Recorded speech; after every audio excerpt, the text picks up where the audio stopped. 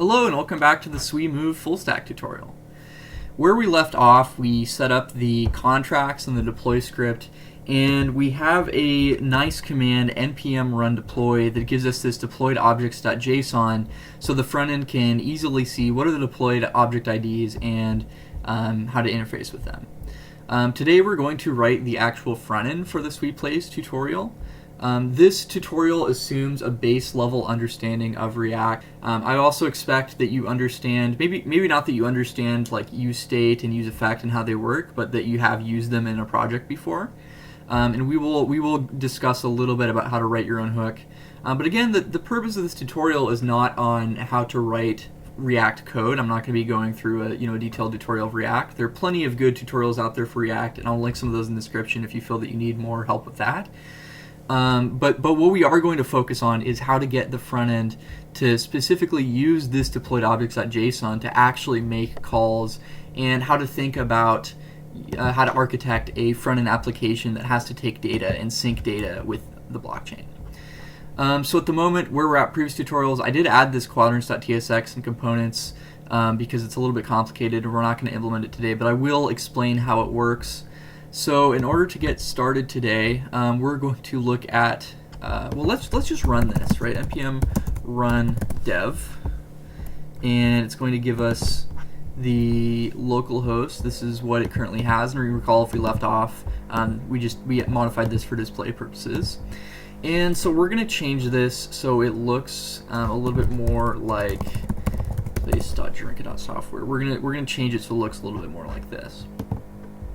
This main.tsx, the difference between main.tsx and app.tsx is you can think of app as where the front end actually starts, where like the display actually starts, and this main.tsx, this is for like importing the CSS and doing this React.strict mode. We're also going to add some like providers, and if you have any other providers from other libraries that we aren't using, they should go in main. And app is where like the business logic of the front end actually is. So on this app.tsx, we don't need anything in here, so let's go ahead and delete all of this. And we're also going to delete, we're going to delete these imports that we don't need.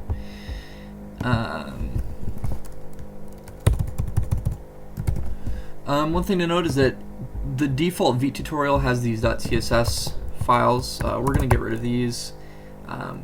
We don't need these. Again, on a real project, you would probably want a more robust CSS. The way that we're going to approach CSS and styling is, again, it's tutorials, so it doesn't really matter if it looks good.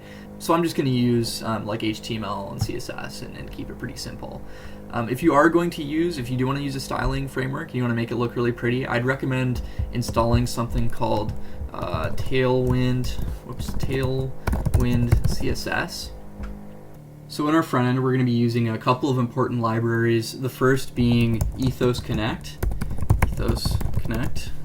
And Ethos Connect is developed by the people behind Ethos Wallet, which is a pretty popular Sui wallet. It is, to my knowledge, the only NPM library out there that has some pre-made hooks for you, and specifically we're going to be using it to integrate with the Sui wallet. It is cross wallet, so even though I don't have Ethos Sui wallet installed, I'm using Suite. It is going to work with Suite, and it is going to work with other wallets. And they also give you there's other features like you can enable login via email and get people onboarded to your app like that. And in addition to Ethos Connect, in order to get this color picker to show up, we're going to install npm I color. It's not color, it's React color. And while that's installing, we're going to make some base structure. So so we're going to put all of this in a flexbox. And I'd really recommend, right-click, inspect element. Super crazy important whenever you're working with React. And if you're trying to get a better example of what we're shooting for, I'd recommend you go to where this is hosted on my website, suiplace.drinka.software, and just check and look at all the elements and try to see what's going on and what we're shooting for. So we're going to make the base layer of this div, and we're going to make this div with style Keyword, we're going to make it a flex box with display flex,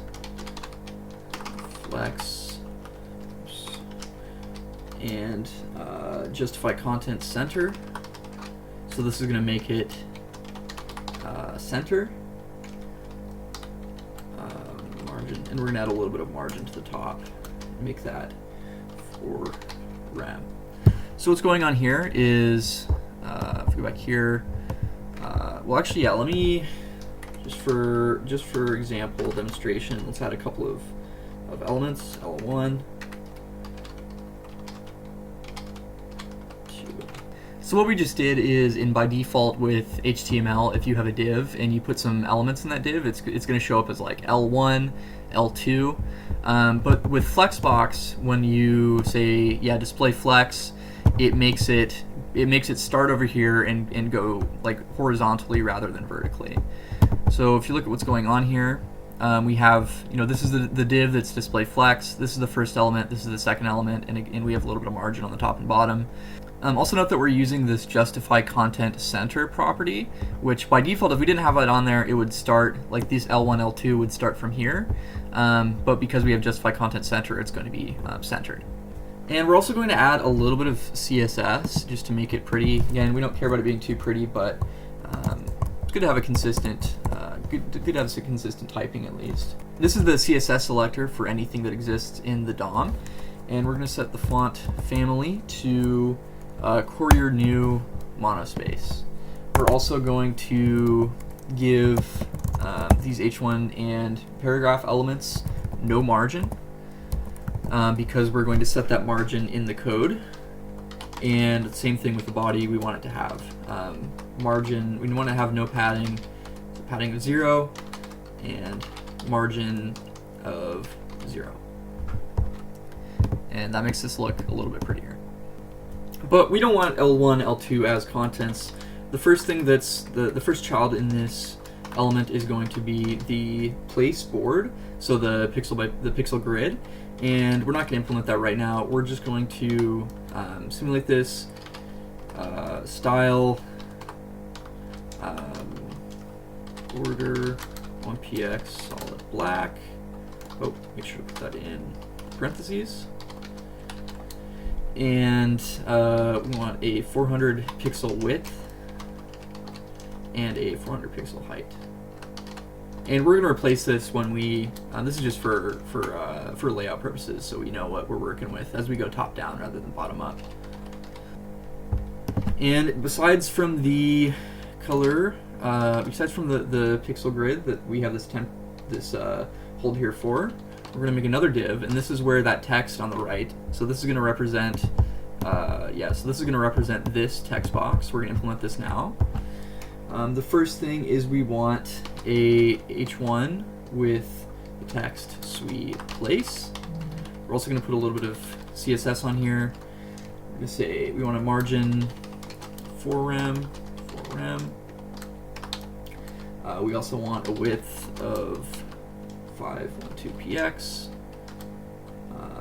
line height of 2 rem, and we're also going to make it flex, but this time instead of being row, we're going to make it flex direction column. And we're still going to add that justify content center to make it centered. And just to make it a little bit easier to read, so it all fits on one page. Let's go ahead and do this. Format it a little bit nicely. Again, I'm not really going to explain why we're using flex and flex column to center things, and I'd recommend, there's actually this game called Flexbox Froggy. Let's spell that. Yeah, Flexbox Froggy, and this is personally how I really understood, how I learned what flex was, and really understood all the different ways that you can use flex. And I'd strongly recommend, if you do any kind of front-end code or want to do front-end code in the future, I'd strongly recommend going through this website, playing this little game. It's really going to teach you what exactly Flex does and what you can use it for. And there's also a couple other games like this for like Grid and some other CSS concepts. So besides this H1 for Sui Place for a title, we're going to just add a little bit of text. We're going to give it a margin top of 4 rem. We're going to give it also margin bottom of 4 rem. And the reason why we put line height of 2 rem is because by default with the default CSS style for P, the text is just a little bit too close together than what we want, and that makes it a little bit wider apart so it looks better. So are you ready to join the Sui community in placing a tile on the board? Select a color, then Control plus click on Windows, or Command click Mac to place. And then we're going to have our color picker. So we're going to put that in its own div because we want to contain. If you don't put it in its own div, it's going to spill out into this Fluxbox element. So this just makes it a little bit more composable, a little bit nicer. It's not going to have that issue. Div, also add a little bit of margin bottom of 4 rem. So we're going to use this. We're going to use a component called compact picker, and we will import that from compact picker from React color. It's giving us an issue. Oh, this happens sometimes. Sometimes when you install a library, it gives you this issue. This is a TypeScript issue where you want to have like type information on compact picker. But the problem is that for whatever reason React Color doesn't ship by default with types, and so we can do npm I @types/React Color. I think we also do save dev because it's dev dependency. But if you ever get that issue on any kind of library where you want types, is you can install the @types/ and then whatever the package name is, and that typically fixes it. So we have this compact picker. Let's just double check. Go back. Yep, it works. It shows up here. And if I call correctly, to make it more accurate, I forgot we were going to set this to 800 by 800. Okay, yeah, that's more accurate to how it is on my website. So at the moment, this is an uncontrolled component. You can see it doesn't do anything when we click. So we want to get the output of whatever this is in our React, so we can use it as just a regular like React variable and pass it down into our board display when we implement that later. And here's where the hooks come in. So we're going to use const color set color equals use state, and we're going to set this by default. This should be black. This is the color code for black. And then in order to integrate that with the compact picker, we're going to make it a controlled component. So we have to set the color, and we're going to add this function where it says on change complete. So this function is called every single time I press this button with a new color. So it's going to have, we're going to make it take this new color,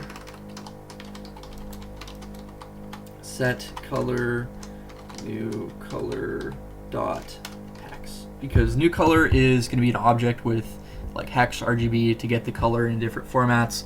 We care about the hex string, so we're just going to pass that to our set color useState. And now you can see that this updates, and this will be reflected in this variable. So now that we have our color picker, this compact picker, integrated with our React state, I'm going to add a couple more of display paragraphs that are good to have but aren't super interesting for this tutorial. Alright, so now the bulk of the front end looks actually pretty good already. So we're going to implement the functionality of getting the wallet connected to React so we can use the wallet variable later. And to do that, we're going to use this use wallet hook that's provided by Ethos. So Ethos, we're going to import Ethos from Ethos Connect, and we're going to say const status equals ethos dot use wallet. And this wallet is, or this status object, this status object is going to give us this, it's going to be equal to one of these, either connected, loading, or no connection. So we want to only have this front end show if we have our wallet connected. And there's other ways of doing this too. There's other ways of building front ends in Sui that don't require your wallet to be connected, but we're going to talk about those we're going to talk about those later and also in the next video. But for now, we're going to say that you can only use this application if you have a wallet connected.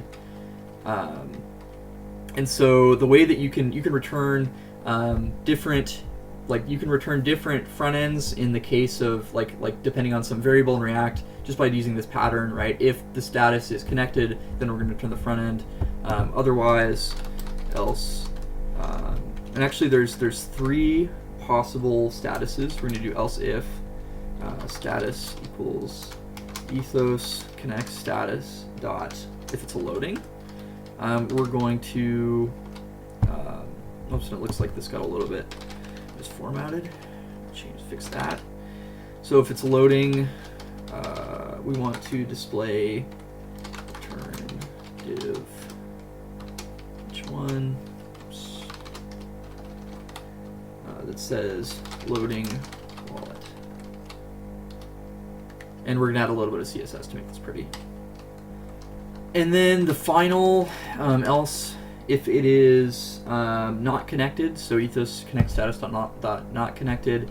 If it doesn't match the other two, that means it's that. So we're going to return some sort of error. It says connect a wallet to view Sui Place.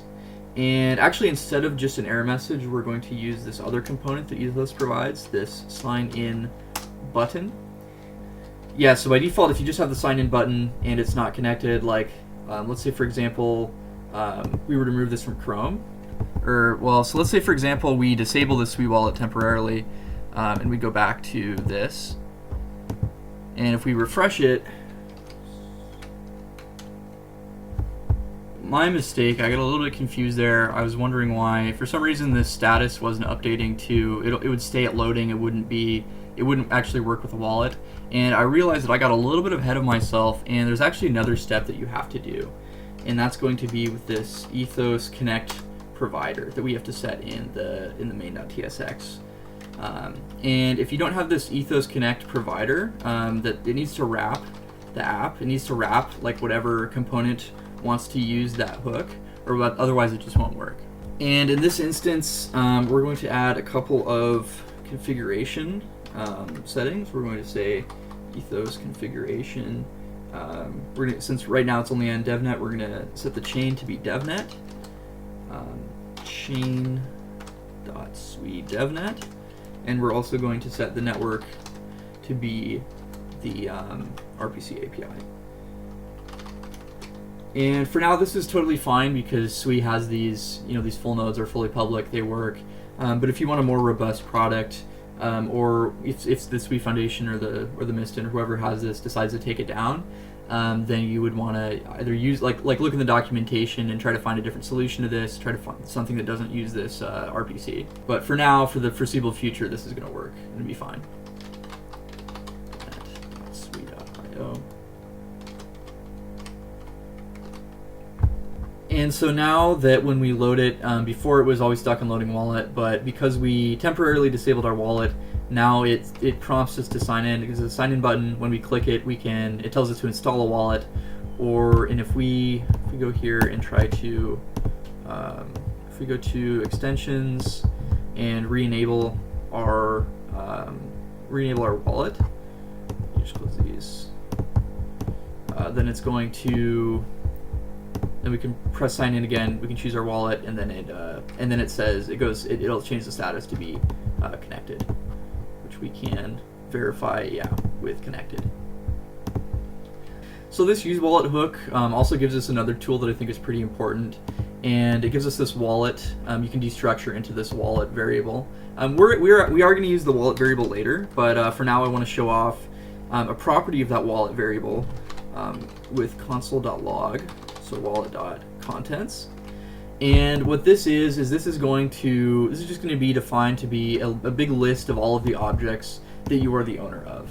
And in this example, this doesn't involve me, giving a whole bunch of objects to myself. I don't own very many objects, but I do own a couple of, what are these? Yeah, so these are packages. And because I deployed the package and because I have the upgrade caps of those package, I have a bunch of upgrade caps that I gave myself. So this is just going to be a list of all the objects that are set to be ownership of myself. And this is also going to include, it should include whatever coins I own. Yeah, it'll include the coins that I own. We can see the same thing in Sui Client Gas. But what's really cool about this is it's pretty common pattern that whenever you're doing a move, or whenever you're doing a move front end, the only thing that the user needs to see or be aware of is the objects that they own. And this is by far the best way of getting that, because it's the Ethos people, this Ethos Connect tool, it already has that collected for you. You don't have to write any extra code. So if all you need to do is just say, hey, for this wallet, what do I own? You could then, look at this object, filter it by the specific type of object that you want with this type field. So you'd be like, just set the fully qualified name of whatever type you care about, and then that's just a lot easier than what we're about to do. However, this isn't the problem for us. Is that the Sui Place is like the place board itself is what we need to do the transaction, and that's going to be a mutably shared object. And because it's a shared object, we don't own it. We don't uniquely own it, so it's not going to show up in this objects array for us. Because of that, we're going to have to write a little bit of our own code in order to keep the on-chain state of the place object and all the quadrants synced with our front end so we can read from it. And to do that, we're going to make a new folder called utils, and we're going to place a file in it called hooks.ts. And we're going to write our own custom React hook in order to better keep these 4 quadrant objects synced. So I think hooks in React are a little bit intimidating, because if you ever use React, you know that you can't just say like let color equals the variable you want it to be, and then to actually set it using equals, because then it's not going to update whenever that variable updates, it's not going to re-render, and you're gonna get like the front end state that's displayed is not going to be reflective of what's actually there in the application.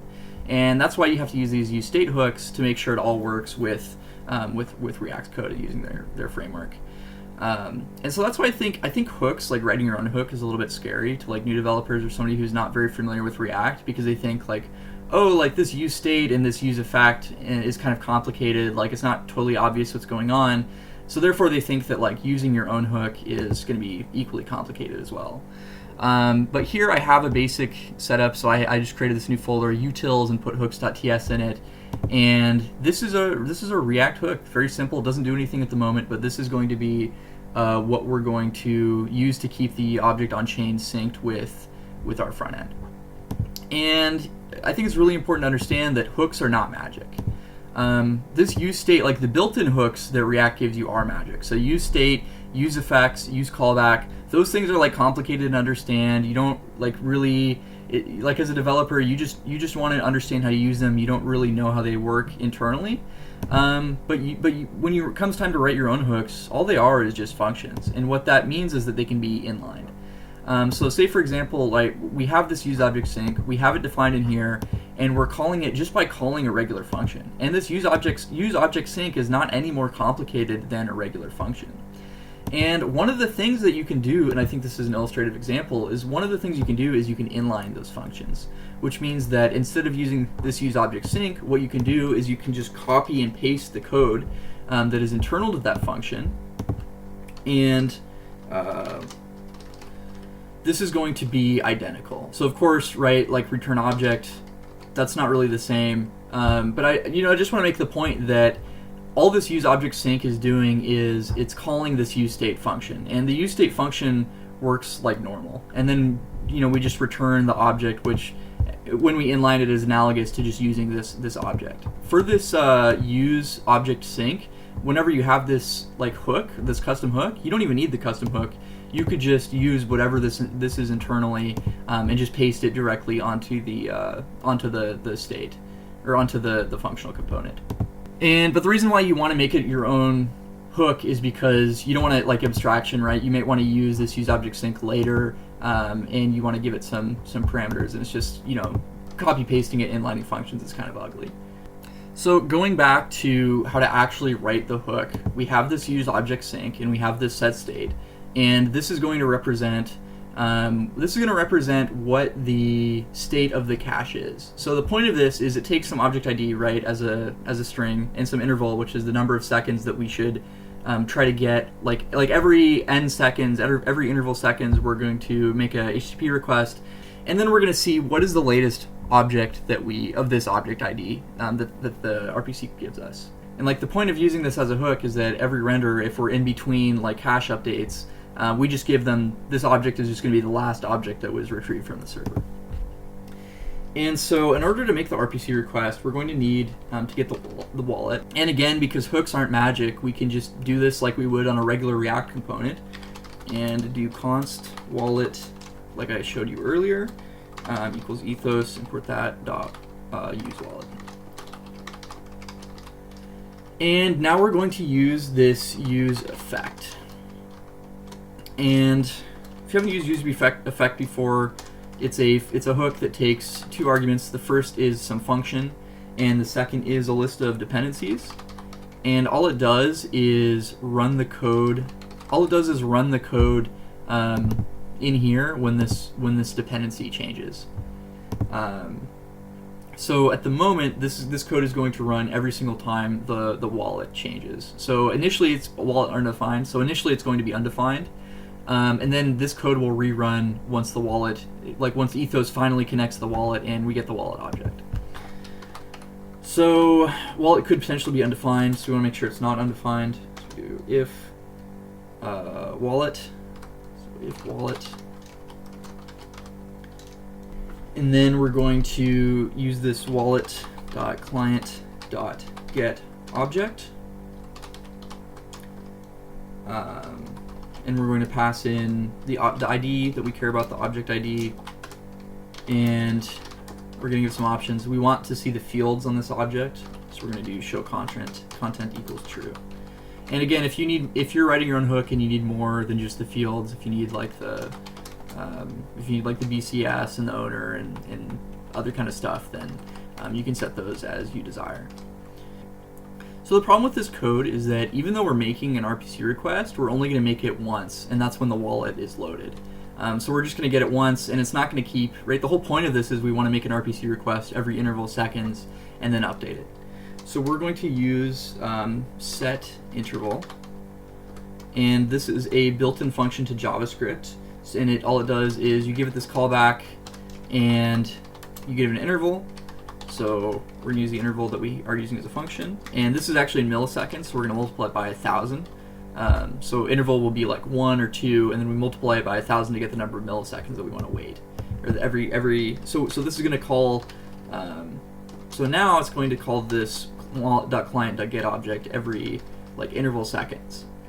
Another issue that we're having is that this is an async function, so it gives us this promise because it does it asynchronously. So instead of a sync function, we're going to pass an async function, and then that allows this await syntax.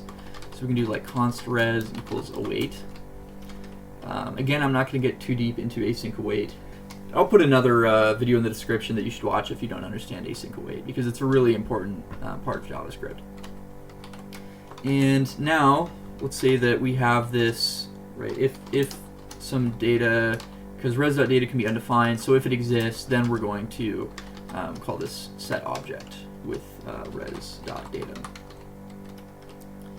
So we're almost done, but the problem is that we have a performance issue with this specific code, and it's really good practice to fix that whenever using this use effect. And the issue is because set interval, it's not something that React gives you, it's just a basic part of JavaScript. And if you just call this set interval, React is going to have no way of knowing that this is floating around. So what happens if, let's say for example you switch chains to mainnet. Well, you still have this set interval, this function is still going to get called every 10 seconds or whatever, and then but you just updated your wallet, so it's going to call this use effect, it's going to set a new interval, and so now we're going to have these two intervals like competing for the same cache slot. So that's not good. And use effect gives us this technique called a cleanup function. And so any function, like from this function that we pass into use effect, we can then return a function that will be called whenever useObjectSync is unloaded, or the dependencies change in use effect. And that's what's going to allow us to stop the set interval whenever we like change our RPC or change our chain, for example. And we're going to write that as set interval. So set interval also returns this interval ID, which is like a unique number that represents the specific interval, like the specific function that is being called over and over and over. And then we can actually return.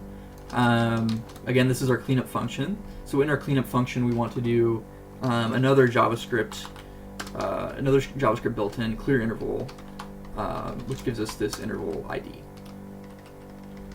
And that will mean that whenever we change the chains, we're not going to get some runaway interval, some runaway code that keeps trying to set the cache, even though we don't care about it anymore. And so remember the 800 pixel by 800 pixel grid that we had here as a placeholder. I just abstracted that into its own component. I also moved the components folder into source, which I realized is where it should be. And we're going to demonstrate how to use the hook that we just created. So we can go const. Let's just try it out with the place struct for move and keep that synced. So we're going to do use object sync without auto imports, and recall that we want this place ID, this 0xF117, and we can get that by doing import deployed objects from deployed objects.json, and then we can call deployed objects.placeID, and let's say every like 5 seconds. And let's just console log this so we know what the value of place is every single render. So notice that after 5 seconds, this console.log place, yeah, so we just got the RPC. In fact, if we look, where is it? Yeah, get object. So this is the actual network HTTP call that was made as a result of our hook, and we're passing in, hey, we want the whatever's at this address, and then it returns the move object, this place that's there, and that's what's getting reflected in the console log. We can see, again, the only field that has is ID because we didn't define any fields, and we can see what type it is. So we can see that this is correct. But we actually don't care about this place. We don't need to keep this place object synced. We just need its ID. The things that we actually want to keep synced are the 4 quadrants. And recall that the IDs for those are in these 4. And so we can get away with that by doing we're going to use use object sync. We're going to use one of those hooks for every single, we're going to keep all 4 quadrants in sync individually.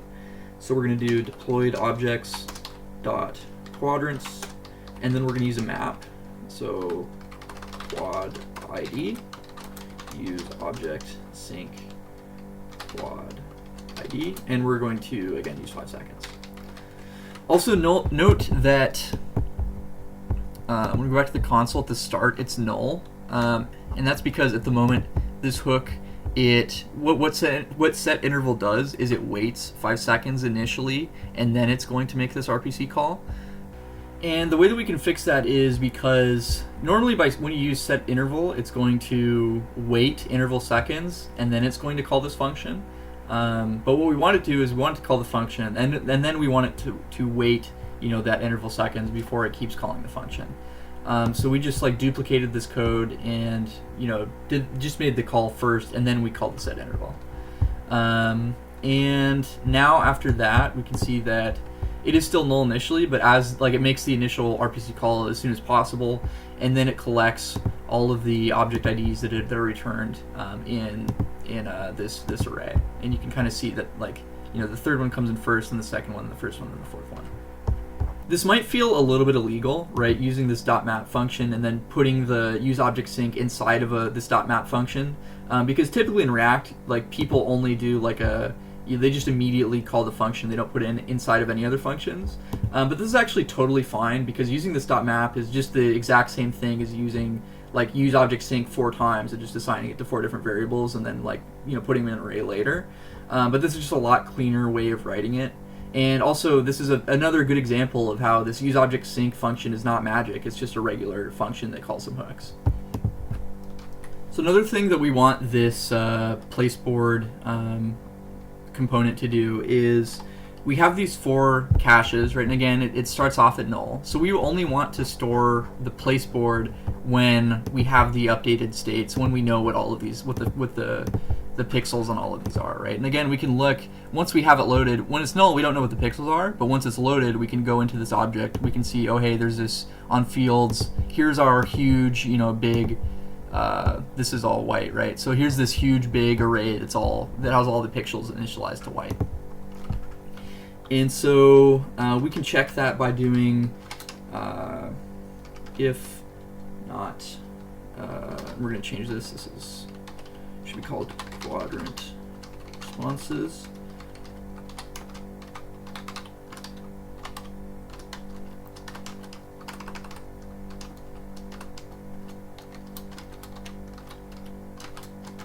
And so the way that this .every works is it's going to, for each of these 4 responses, it's going to call this function on it, and then if all of these return true, then the whole thing, this .every is going to return true, but otherwise it's going to return false. And since we put this not, what this is going to turn out to is this code is going to run, we're going to return like a loading screen. So this H1 loading is only going to be returned if there exists one of these 4 values that turns into false. And besides every, I'd really recommend looking at MDN and like looking at the docs and seeing exactly what this does. Another really useful array function that kind of does the same thing or like a similar thing is sum, and this is just going to return true if one of these function returns true for the entire array. But what this has the effect of doing is if any one of these are null, then this is going to return, this whole thing is going to return true, and then we return a loading symbol. And I'll just take some time to make the loading a little bit prettier. And now that we have this loading content implemented, whenever we refresh and one of them is null, it hasn't loaded yet, we get this loading content field there instead of just nothing rendering. And so now after this point, we know that all of the quadrant responses will be valid. And none of them will be null, and that just makes things a lot easier. So now what we want to do is we can see that what the object that was returned from the RPC is, it has like, for each of the 4 quadrants, it has like the content, it has the digest, it has the object ID, it has the version, which is good, but what we really care about is this specific board field that's kind of inside, like 2 nested layers in, and we also care about this digest.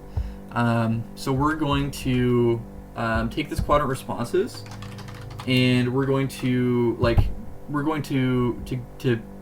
change it from a list of objects that the RPC returned to, we're going to change it to a tuple of, it's going to be a list of like 4 tuples that have just this board and just this digest, and that's just going to make it easier to understand later. So we can do like quadrants equals quadrant responses. Call it, this is a list. So we can do .map and response. Again, we have the same issue where it thinks it's like might be null or might be sweet object data. We also have this other problem where even if TypeScript knows it's a sweet object data, it knows that fields exist, and it knows, but it doesn't know that board exists, because board is like something that exists in Move. So we're actually going to coerce this response to any. And so that means that we're going to lose, that means that we're going to lose some of the typing information, but it's going to be easier to wrangle with like the TypeScript on it. And what we particularly care about, again, we want to make a tuple where the first element is the board. So we do a response dot content dot fields dot board, and we also want this digest. So it's going to be response dot digest, and we're gonna make sure that the type here is valid. So again, what we care about is a tuple. This is gonna think this is any, but in reality we know that this is a 2D array of numbers, and this digest is going to be a string. So we want write an array of tuples where the first item is a number. So this is a 2D array of numbers and a string. So this is the tuple, and then this notation says it's an array of tuples. And let's just console log this, so we know that we did it correctly. Fresh. Yeah. So I think now it's about time to jump into this quadrants component. And so this is going to go inside the place board. Later on we're gonna put a wrapper around this so we can like do things like zoom in and like pan around and stuff like that. But for now, all this is just a component that takes, again, that quadrants object we just constructed and also the color, and we're going to render this canvas. And this is what's going to let us actually A, display pixels, and B, it's what we're going to click on to like set pixels. I'm not going to go through, again, this isn't a React tutorial, so I'm not going to go through like why we need to do this ref in this like use effect kind of situation. One thing I think that is important to realize is that we're using memo. What memo is it's a function. It's like a built into React. So in React by default, if you change like a prop, so say for example if we were to change either quadrants or color, then it would re-render this entire component.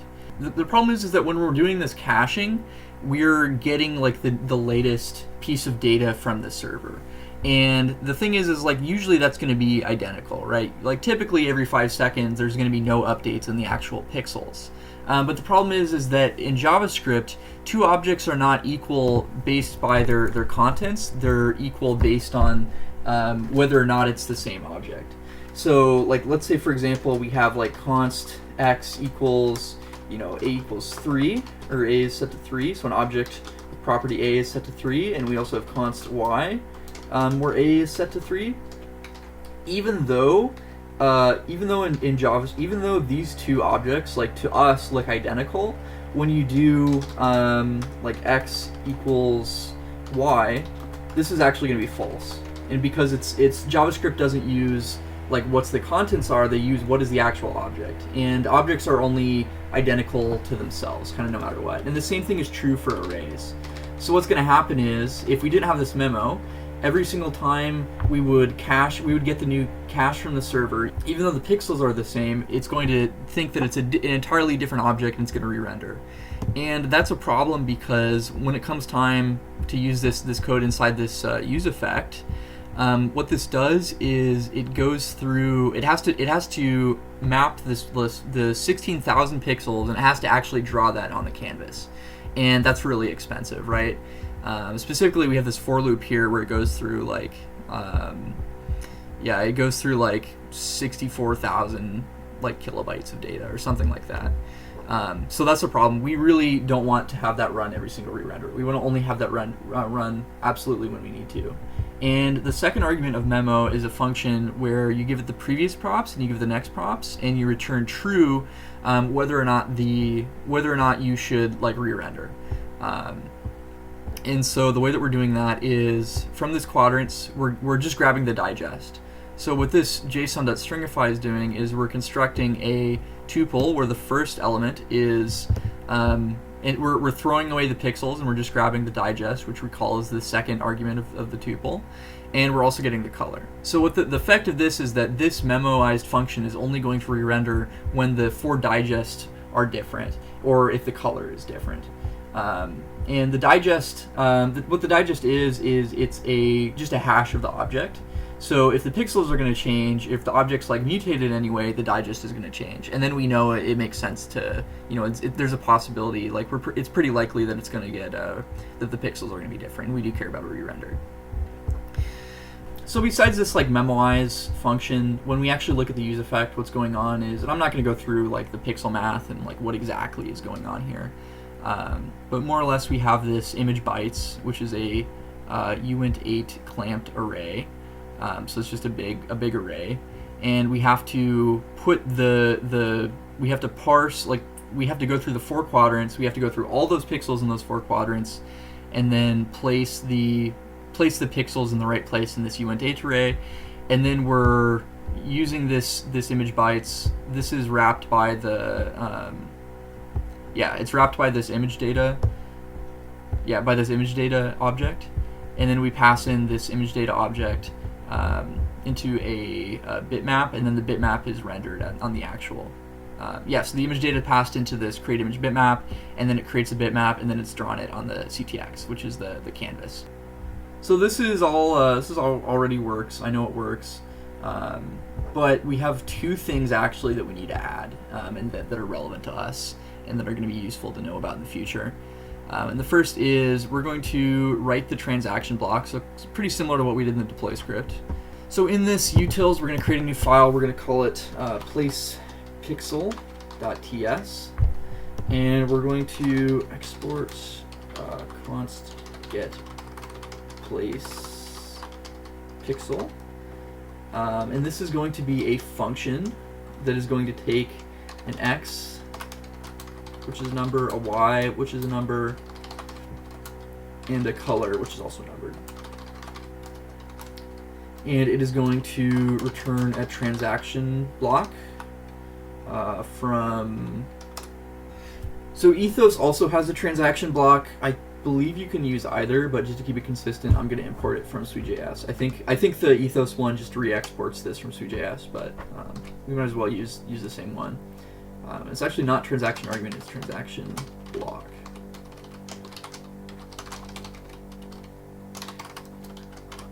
Okay. So same way, const place pixel trx. And we're actually going to rename this.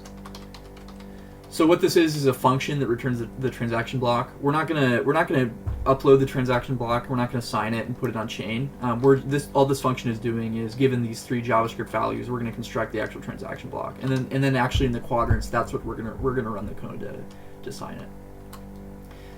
So new transaction block.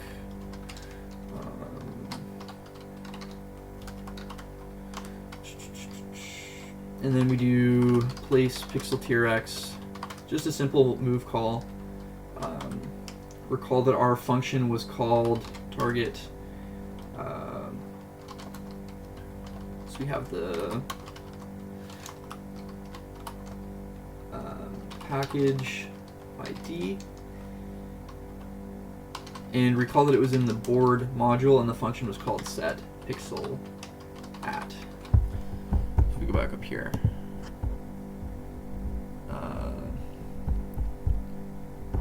So we're trying to call this function. So pixel app, we care about the package ID. Again, we get that from our deployed objects.json. So we import, and we can do object destructuring here. So we can do package ID from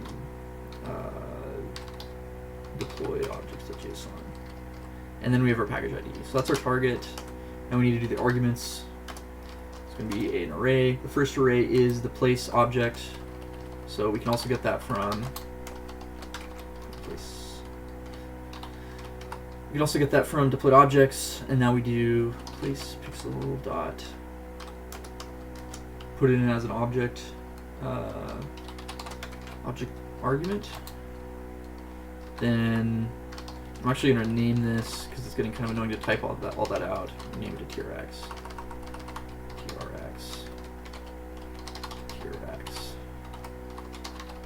Pure x trx dot pure y, and trx dot pure color, and then we're going to return that trx.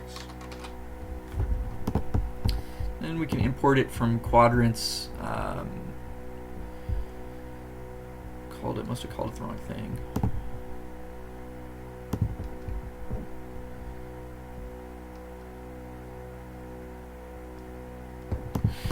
Oh yeah, this is the wrong import. Set pixel tier X. Get pixel tier X. Great. And so what's going on here? Place pixel tier X. Yeah, change that function. So what's going on here? Again, we get the wallet from a hook, from the same hook. And then if that wallet is, if it's defined, then we're going to call this sign and execute transaction block, where we pass in the transaction block that we get from the function. We're parsing the color. Recall that this, recall that this color is a string, right? When we're selecting the color, we get it as a string in React, but we have to convert that to a number. And what we can do is this dot replace is just going to get the first hashtag, like so it's just going to be 000000, and then it's going to parse int. And again, because it's a hexadecimal value, we have to parse it as a 16, or as a radix of 16, and then that's going to give us our value that we actually need to pass in a move as a decimal. Also note, we have this. What's going on here? The way this is actually called is when you click the canvas, it's going to trigger this on-click event, and we can get this gets us like the percentage. We're calculating the x as a percentage. First we get the percentage of the way to the left that we are, and we're going to set that as the x value. Then we're going to floor it to get the pixel number after we multiply it by 400. Do the same thing for y. Y is like the percentage of the canvas that we're clicking from the top. Notice also we have this commented out. We have this request pre-approval. This is a pretty cool feature that Ethos supports. So at the moment we're using this Sui wallet, but there's also Ethos wallet, which is really popular, and again that they supported. If you are using that wallet and you're okay with like assuming your users are using that wallet, you can do this request pre-approval function. I'm not going to use it here because I don't believe that Sui currently supports that, and I'm not entirely sure if they will. What this lets you do is that if you have like a transaction that you know that you're going to keep pressing, right? Like the set pixel at, where the only thing that in this entire dapp we need to call is the set pixel at. You can say, hey, please authorize me to make like 25 of these calls without you having to click accept every single time. As it is now, because we can't use this request pre-approval, we have to like click accept every single time we want to. We need the user to request a transaction. So let's go ahead and connect the actual canvas, this actual quadrants component to our place board. But recall how in the place, right, we want to be able to zoom in on the canvas and like pan around and drag. At the moment, we're not going to be able to do that, so we're going to use this React package, third-party package for that. We're going to install that npm I react zoom pan pinch, and that's going to give us a couple of things. The first thing is this transform wrapper. So we're going to get rid of this. We're going to do return transform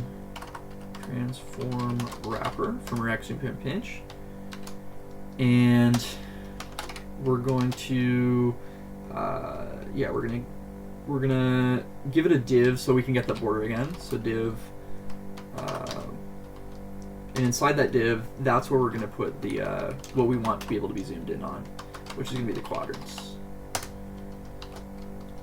And this actually doesn't need any children, so we can do that.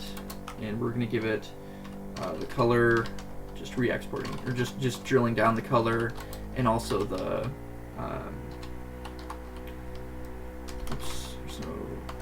and also we're going to give it the this quadrants variable that we and we're also going to give it this quadrants variable that we're setting up here. And let's just give it a border style border solid black. With fit content.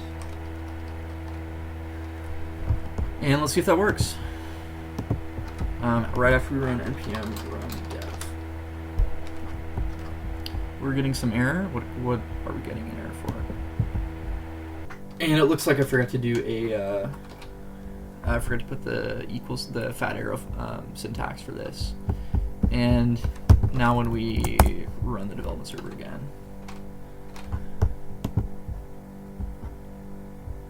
it crashes. Why does it crash? Components are not mounted.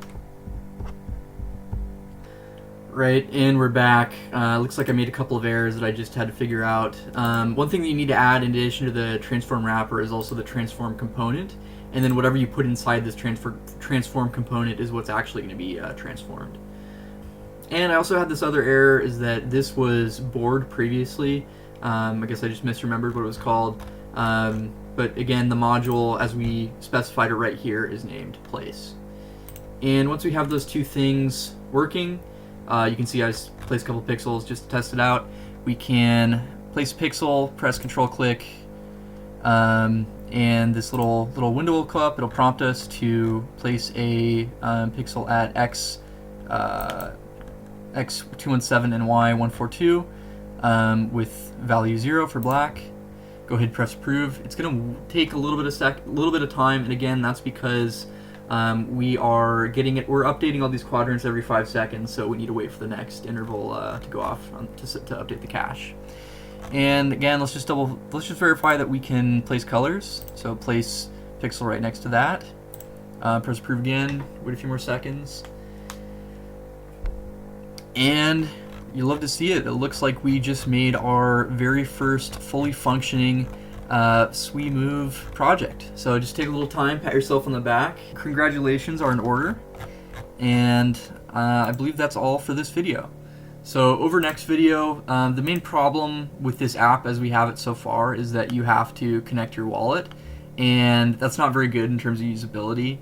We'd really like it to get to a point where you can just go to this site, you don't even have to have a wallet installed, you can see this pixel board, and then if you want to actually place a pixel, then you have the option of installing a wallet. So please stick around for the next video, and we will be going over how to implement that feature.